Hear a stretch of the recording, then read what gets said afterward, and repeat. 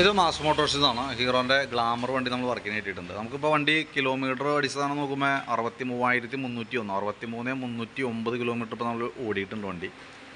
General service, engine oil മാറ്റണം, water service വേണം, പിന്നെ ടാങ്ക് ബാഗ്, സീറ്റ് ബാഗ് ഇത് രണ്ടും മാറ്റിയിടണം. ഇത്രയാണ് മെയിനായിട്ട് പറഞ്ഞേക്കണം അവർക്ക്.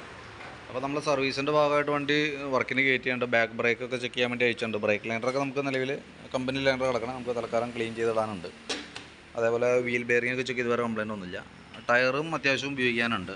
ഹബിനകത്ത് വേറെ പറയത്തക്ക പ്രോബ്ലം ഒന്നുമില്ല. അതുപോലെ നമുക്ക് അതിനകത്ത് ലൈനർ ഉരഞ്ഞിട്ടുള്ള പൊടിയൊക്കെ ഉണ്ട്, അതൊക്കെ ഒന്ന് ക്ലീൻ ചെയ്ത് നമുക്ക് റീസെറ്റ് ചെയ്യാം.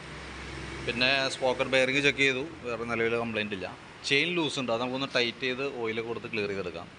എയർ ഫിൽറ്ററും പ്ലഗും നമുക്ക് മാറ്റേണ്ട ടൈം ആയിട്ടുണ്ട് കേട്ടോ. എയർ ഫിൽറ്റർ അത്യാവശ്യം പൊടി കാര്യങ്ങളൊക്കെ ഉണ്ട്. അതേപോലെ തന്നെ സ്പാർക്ക് പ്ലഗ് നമുക്ക് മാറ്റേണ്ടതായിട്ടുണ്ട്. ഇതിനകത്ത് നമുക്ക് അതിൻ്റെ എഞ്ചിൻ ഓയിൽ നോക്കുമ്പോൾ ഓയിൽ തീരെ ഇല്ല, ഇതാണ് അവസ്ഥ കേട്ടോ. അപ്പോൾ എഞ്ചിൻ ഓയിൽ ലെവൽ കുറഞ്ഞ് ഓടണുണ്ട് വണ്ടി. അപ്പോൾ നമ്മൾ ശ്രദ്ധിക്കേണ്ട ദിവസം എന്ന് വെച്ചാൽ ഇപ്പം ഒരു 2-3 ദിവസം കൂടി ഓടിയെങ്കിൽ ഉറപ്പായിട്ടും എഞ്ചിൻ കയറി പിടിക്കുന്ന ഒരു സിറ്റുവേഷൻ വരുമായിരുന്നു. ഇതിനകത്ത് നമ്മൾ നോക്കേണ്ട കേസ് എഞ്ചിൻ ഓയിൽ നമുക്ക് ഇതിപ്പോഴത്തെ ലെവൽ കുറഞ്ഞ് ഓടിയേക്കണത് കൊണ്ട് നമ്മൾ പ്രത്യേകം ശ്രദ്ധിക്കണം.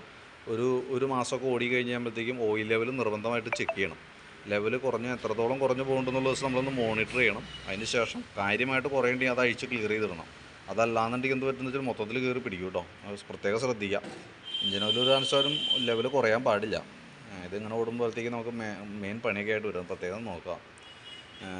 ഓയിൽ ശരിക്കും നമ്മളിപ്പോൾ എത്ര വയ്യാലും എന്തൊക്കെ വർക്ക് ചെയ്യാൻ വയ്യാലും എഞ്ചിൻ ഓയിൽ കറക്റ്റ് സമയത്തിന് മാറ്റാനായിട്ട് ശ്രദ്ധിക്കാം. കാരണം ഇപ്പോൾ ഓയിൽ ഇല്ലാണ്ട് ഓടിക്കഴിഞ്ഞാലുള്ള അവസ്ഥ അറിയാലോ. പിന്നെ നമുക്ക് ഈ ഭാഗത്തേക്കൊക്കെ വന്ന സമയത്തേ നമുക്കതിൻ്റെ സ്പാർക്ക് പ്ലഗൊക്കെ നമ്മളൊന്ന് അഴിച്ച് ക്ലീൻ ചെയ്യാൻ വേണ്ടി അഴിച്ചാണ്. അപ്പോൾ നമുക്ക് എയർ ഫിൽറ്റർ മാറ്റുന്ന കൂട്ടത്തിൽ അതുകൊണ്ട് മാറ്റിയിടാം, കാരണം അത്യാവശ്യം കാർബൺ ഉണ്ട് അതിനകത്ത്.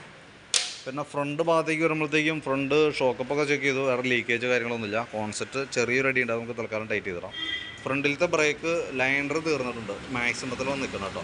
ഇത് അഡ്ജസ്റ്റ് ചെയ്യാനായിട്ട് ഇല്ല നിലവിൽ. ഇപ്പോൾ ഒരുപാട് ബ്രേക്ക് കുറവായിട്ട് കാണുന്നുണ്ട്.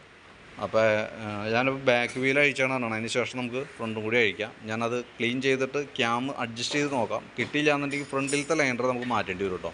ബാക്ക് നമുക്ക് അഡ്ജസ്റ്റ് ചെയ്തിടാം. പിന്നെ നമുക്ക് ഈ ഭാഗത്തേക്ക് വരുമ്പോഴത്തേക്കും ബാറ്ററിയൊക്കെ ഒന്ന് ചെക്ക് ചെയ്യാനുണ്ട്. ബാറ്ററി നമുക്കിത് ഇരിക്കുന്നത് ആമറോണിൻ്റെ ബാറ്ററിയാണ്, 2025 ബാറ്ററിയാണ് കേട്ടോ. വാറണ്ടി പീരീഡിലുള്ള ബാറ്ററിയാണ്. ഞാൻ എൻ്റെ വോൾട്ടൊക്കെ നോക്കി 12.92 കാണിക്കുന്നുണ്ട്. ലോഡ് കൊടുക്കുമ്പോഴും 9.75 ആ റേഞ്ചിലേക്ക് വന്നുള്ളൂ. തീരെ പ്രോബ്ലം എന്ന് പറയാനൊന്നും ആയിട്ടില്ല. 9.6 വരാനുണ്ട്. നിലവിൽ വേറെ കുഴപ്പമൊന്നുമില്ല. അപ്പോൾ പിന്നെ ടാങ്ക് ബാഗ്, സീറ്റ് ബാഗ്, പിന്നെ ഈ ഫ്രണ്ടിലത്തെ ഈ ഫ്ലാപ്പും കൂടി ഉണ്ടെങ്കിൽ അതും കൂടി ഒന്ന് മാറ്റിയിട്ടേക്കാം. ഈ സൈഡ് മൊത്തം കീറി തുടങ്ങിയിട്ടുണ്ട് കേട്ടോ. അപ്പോൾ അതും കൂടി ഒന്ന് ചേഞ്ച് ചെയ്തിട്ടേക്കാം. അപ്പോൾ ഞാൻ അതിൻ്റെ ഒരു ഡീറ്റെയിൽ എസ്റ്റിമേറ്റ് വാട്സപ്പിലേക്ക് ഇട്ടേക്കാം കേട്ടോ. വീഡിയോ കണ്ടതിന് ശേഷം നോക്കിയിട്ടൊന്ന് റിപ്ലൈ ഇട്ടോളൂ. പിന്നെ ഈ പറഞ്ഞ രീതിയിൽ കൂടെ ഓയിൽ ദിവസം മറക്കണ്ട, അതൊന്ന് കറക്റ്റായിട്ട് ശ്രദ്ധിച്ചോണം കേട്ടോ. പിന്നെന്താ ദിവസം പറയാൻ പറ്റുമല്ലോ. കാർബറേറ്ററുമായി ബന്ധപ്പെട്ട് പ്രത്യേകിച്ച് കംപ്ലയിൻറ്റുകളില്ല. കാർബറേറ്റർ ഇതും ഇരിക്കുന്ന പുതിയ കാർബറേറ്ററാണ്. പക്ഷേ ഇപ്പോഴത്തെ പെട്രോളിൻ്റെ ഉപയോഗം അറിയാലോ. ഇപ്പോഴത്തെ പെട്രോൾ എന്ന് പറഞ്ഞാൽ E20 പെട്രോളാണ്. അതിൻ്റെ കെമിക്കൽ റിയാക്ഷൻസൊക്കെ ഒട്ടുമിക്ക വണ്ടികളിലും വരുന്നുണ്ട്. ഇപ്പോൾ നിലവിൽ നമ്മുടെ വണ്ടിക്ക് ഇപ്പോഴത്തെ സ്റ്റേജിൽ കംപ്ലയിൻ്റ് ഒന്നുമില്ല. പുതിയ കാർബറേറ്ററാണ് ഇരിക്കണേ. പക്ഷെ അതുകൊണ്ട് കാര്യമില്ല, കംപ്ലയിൻസുകൾ നിലവിൽ കോമൺ ആയിട്ട് വന്നു തുടങ്ങിയിട്ടുണ്ട് കേട്ടോ. അപ്പോൾ അത് അറിഞ്ഞിരിക്കുക. അത് നമുക്ക് നിലവിൽ പഴിക്കേണ്ട ആവശ്യമൊന്നുമില്ല. നിലവിൽ വേറെ കംപ്ലയിൻറ്റ് കാര്യങ്ങളൊന്നുമില്ല. ഓക്കെ. അപ്പോൾ അതിൻ്റെ എസ്റ്റിമേറ്റ് ഡീറ്റെയിൽസ് വാട്സപ്പിലേക്ക് ഇട്ടേക്കാം കേട്ടോ. വീഡിയോ കണ്ടുമ്പോൾ നോക്കിയിട്ടൊന്ന് റിപ്ലൈ ഇട്ടോളൂ. വർക്ക് കംപ്ലീറ്റ് ആവുന്നതിനനുസരിച്ച് ഞാൻ കോൺടാക്ട് ചെയ്തോളാം.